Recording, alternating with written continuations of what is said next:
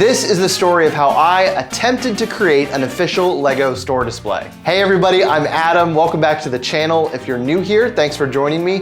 And yes, I did just use the word attempted because there was a lot that went wrong in this video that I did not plan for. That didn't sound good. No. A lot of lessons were learned. It was a very interesting process. So I'm gonna let you be the final judge of how this whole thing turned out. So make sure to watch to the end of the video. And without further ado, here's what happened.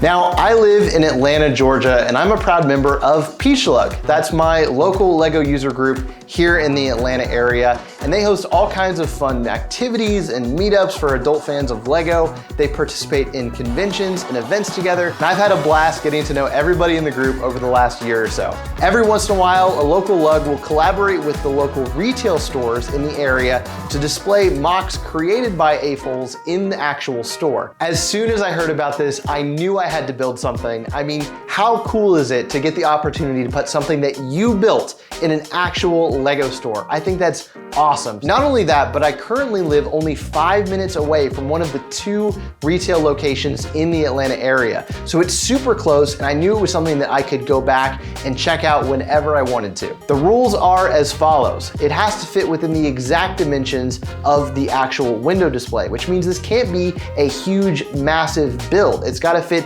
in this tight, condensed area. Number 2, it can't feature any branded IP such as Star Wars or Harry Potter. And number 3, no adult themes.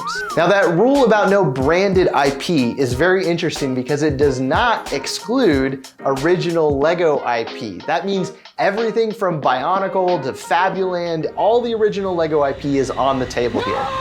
So I had an idea. I wanted to create an homage to a classic LEGO theme, something that is very near and dear to my heart that I grew up with, adventurers.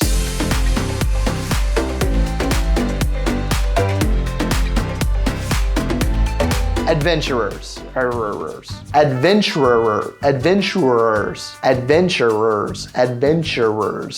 I did it! If you're my age and you grew up with LEGO, I guarantee you've heard the legendary name of Johnny Thunder himself. To this day, Adventurers is still my absolute favorite LEGO theme of all time. So for this build, I wanted to create something absolutely epic that would make people stop in the store and check it out in the window, but also be a perfect throwback to the Johnny Thunder days of old. For that, I needed someone's help. Someone in the LEGO community who is one of the biggest Johnny Thunder fans that I know, and also someone who can give me critique on this build and decide if it's worthy enough to be displayed in an actual store. And that man is Brett Hooper. He's an extremely talented mock builder and also an Adventurers super fan like me. Once the build is done, we're gonna be showing it to Brett to get his reaction and his critique. I knew if this build couldn't impress him, then it wouldn't impress anyone who sees it in the store, and it would be a massive failure. You just wrecked it. You wrecked it! So with that healthy amount of pressure, I started building. For the concept, I decided to go with an ancient rundown temple in a thick bamboo forest. I wanted this scene to be extremely immersive. So that means that I needed to use as much available space inside the cabinet as possible. The main effect I wanted to create was a sense of depth in this extremely limited space. This would be created by really dense rows of bamboo going all the way to the back of the cabinet. That way when someone leans in to look closer, they're drawn in by this illusion of deeper space. For the temple, I took inspiration from all the LEGO sets in the 90s that had skulls or faces built into the entrance. It's such a fun trope from back then, so I knew it would be a great fit for this display. After a couple long days of building, I finally had a finished display ready to show to Brett. But before we show him, let's take a look at what this finished diorama looks like. Check it out.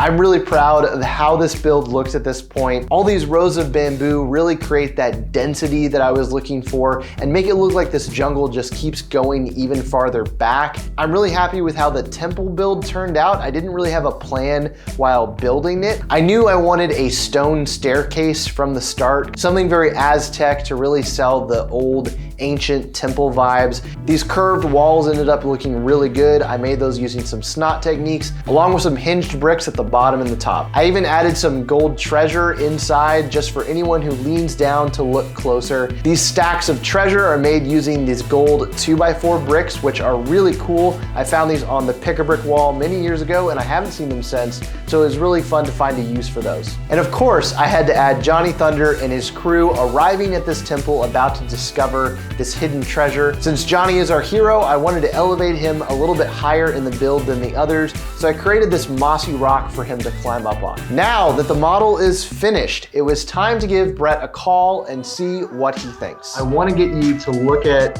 what I've built. You are the last bastion of feedback that I want to show. So I'm excited. That'll be fun. All right, here's the grand reveal. Wow. Oh, that's really, really cool. I love those bamboo. Oh, that's so clean. I love that. There's a jungle set that has like an ape kind of mouth, and it has throwbacks to that. I mean, you could find a place to hide a henchman or a bad guy somewhere. Do you have like a tiger or something that you can add? The adventurous tiger. Yeah, the standing one. Oh, yeah. So tell me, Brett, have I earned the Johnny Thunder adventurous seal of approval? You most definitely did. It is very dense, very detailed. I love it. After talking to Brett, I decided to add a few more details based on his suggestions. Now, the hardest part of this whole process is here, actually transporting it from my house to the Lego store at the Sugarloaf Mall where it's going to be displayed. So we're about to drive it to the store. We already have breakage. Bamboo is falling off. I made the mistake of not making this sturdy at all, and it's very flexible on this big plate. This might not go very well. All right. Oh my gosh. Oh no. All right. Basically, all of the repairs that I have to do are going to be extensive. That didn't sound good. No. I should have stopped slower. Most of the build is in pieces. Most of the build is in pieces. We might need to repair in the parking lot. I just want it to look good in the display. As long as it looks good, like I can repair it. This is the thing. Like I'm gonna be positive. All right, let's take a look. Oh my gosh. There's the gate. We've got everything we need here though to make a great Lego model. 20 minutes later. I've put together some of it. I've made some repairs, but I'm gonna have to like take it inside first. So I'm gonna get it inside, set it down on a table, and then start positioning all of the bamboo. As I carried my build into the Lego store, my biggest challenge began. Now, we weren't allowed to film any video while we were in the store per Lego's store policy, but we did take a lot of pictures, and you can clearly see that this was going to be a difficult process. Not only did I have a ton of repairs to make, but remember when I said this? It has to fit within the exact dimensions of the actual window display. It didn't fit. The model ended up being 2 studs too wide to fit inside the opening. Even though this was devastating, I had to get to work. I did what I had to do, and I tore my model into 2 separate pieces. Once they were separated, I could fit the 2 smaller chunks inside the window display and reassemble it piece by piece from there. After some time, I was able to reconnect the 2 halves together inside the display, and from there, all I needed to do was to put back in all of the bamboo trees and final details. Finally, after a lot of hard work, my model set proudly displayed in the Lego store window.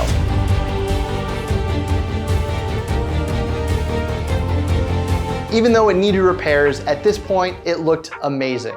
This process was definitely frustrating at times, but I learned a lot of lessons about building for structural integrity when it comes to making something that you're going to be transporting. I can say that my next build will definitely be a lot less flimsy and a lot easier to transport. I'm still working out how to find the balance between building something for strength and building something for aesthetics. It's definitely a hard line to walk when you're trying to make something that's super detailed. If you want to come and check out my model on display, you can come and visit the Lego store in the Sugarloaf Mall just north of Atlanta, where it will be on display for about the next month or so. And that's about it for this video. Thank you so much for watching. Huge shout out to the incredibly awesome and patient staff over at the Lego store, and huge thank you to Peachlug for making this whole opportunity possible. If you enjoyed this video, please consider subscribing and leaving a like down below. I'm still new to this whole YouTube thing, so sharing my content is a great way to show me some support and get the word out about my channel here. Again, thank you so much for watching, and I'll see you in the next one.